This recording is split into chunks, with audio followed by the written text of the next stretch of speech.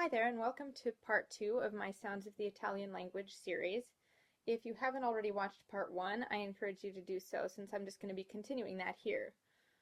In the last video, I covered all 7 Italian vowel sounds, and I also covered 3 groups of Italian consonants, the plosives, the fricatives, and the nasals.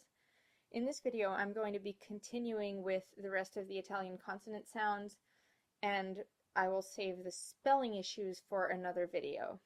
And without further ado, let's start with lateral consonants. Italian has 2 lateral consonants, whereas English only has 1. These 2 sounds are sometimes a little hard for English speakers to tell apart. The first is L, as in the word la. The second is L, as in li. Notice how that's a little like the sound in the word million, but you're going to want to press your tongue a little harder against your hard palate and slide it slightly forward while you're making the sound. Li.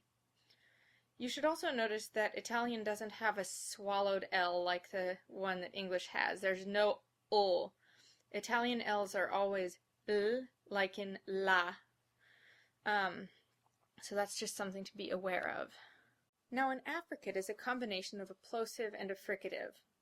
This is a category that I've never been that fond of because basically it stands for a combination of 2 distinct sounds. Italian has 4 affricates that I'll present here, although one could make the argument that certain other Italian sounds fall into this category as well. The 4 broadly accepted affricates in Italian are ts, as in zacchera, z, as in zio, ch, as in cima, and j, as in giro.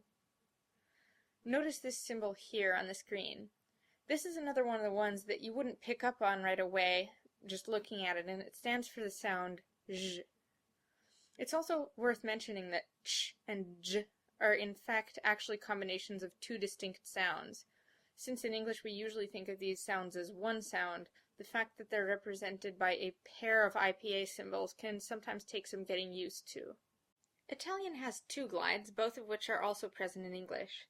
Glides are also called semi-consonants or semi-vowels, since they're basically a really quick vowel sound before another true vowel sound, quote-unquote.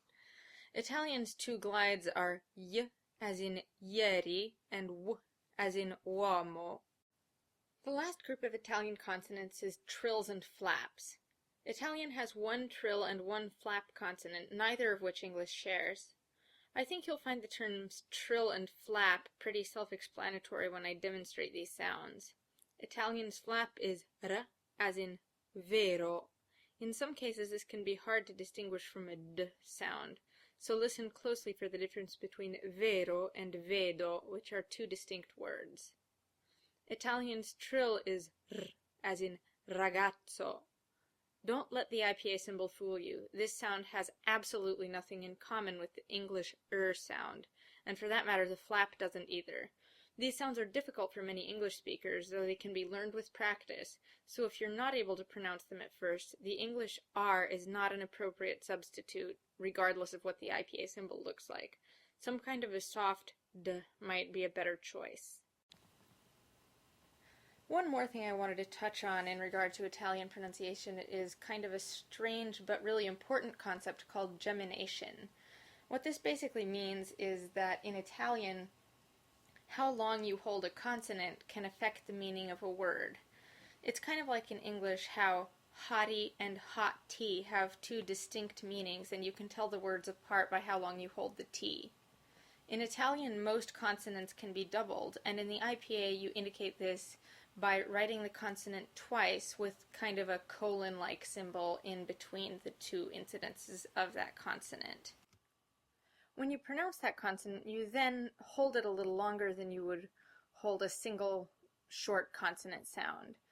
The example I used in my original Intro to IPA video was the difference between pena with a single consonant, which means pain, and penna, which has a double consonant and means pen or feather.